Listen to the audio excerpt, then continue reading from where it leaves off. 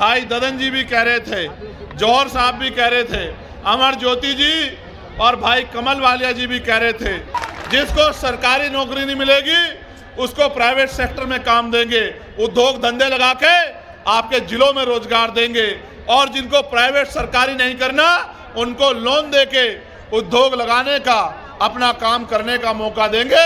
महिलाओं को कुटीर उद्योग लगा के घर तक रोजगार दिलाने का काम करेंगे और इस गुंडागर्दी को जड़ से खत्म करने का काम करेंगे, इज्जत सम्मान की जिंदगी दिलाने का काम करेंगे।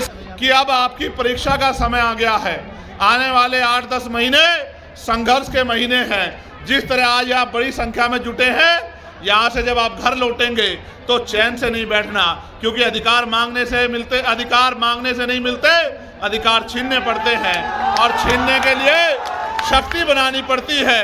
मान्यवर काशीराम साहब कहते थे, जिसकी जितनी संख्या भारी उसकी उतनी हिस्सेदारी। और उन्होंने ये भी कहा कि आरक्षण से लेंगे, एसपी डीएम वोट से लेंगे, सीएम पीएम।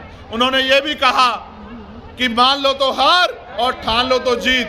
अगर आप ठान लोगे तो ये निकम्मी सरकारें भी हटेंगी और आपके हाथ में भी ताकत आएगी। तो मैं अपने गांव के कार्यकर्ता से कहना चाहता हूं कि वो आज से रजिस्टर बना ले और एक एक घर को जोड़ के भाईचारा बनाने का काम करे, बहुजन समाज में एकता बनाने का काम करे, अपनी शक्ति बनाने का काम करे। और आने वाले समय में संघर्ष के बलबूते किसी के आगे हाथ फैलाने वाला नहीं, कलम की ताकत अपने हाथ में लेके लोगों के भविष्य को बदलने वाली शक्ति अपने हाथ में सत्ता के रूप में लेने का काम करे।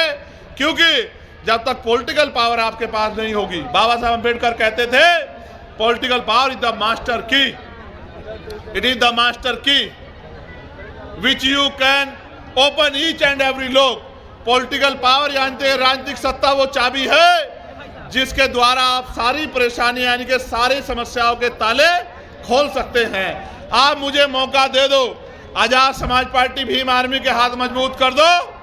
अगर आपका एक बच्चा बेरोजगार घूम जाए तो फिर चंद्रशेखर आजाद से सवाल करना। मेरे साथियों, ये विश्वास मैं आपको दिलाना चाहता हूँ। किसानों को उनकी फसल के दाम जो है उनकी इच्छा अनुसार दिलाने का काम करेंगे और जीवन भर मजदूरी कर करके बनने वाले इन परिवारों को मुख्य धारा में लाने का काम करेंगे। समान एजुकेशन पॉलिसी प्रदेश में लागू करेंगे और समान health policy, common health policy इस प्रदेश में लागू करेंगे। अमीरों जैसा इलाज गरीबों को मिलेगा और अमीरों को जैसे मिलने वाली पढ़ाई गरीबों के बच्चों को मिलेगी।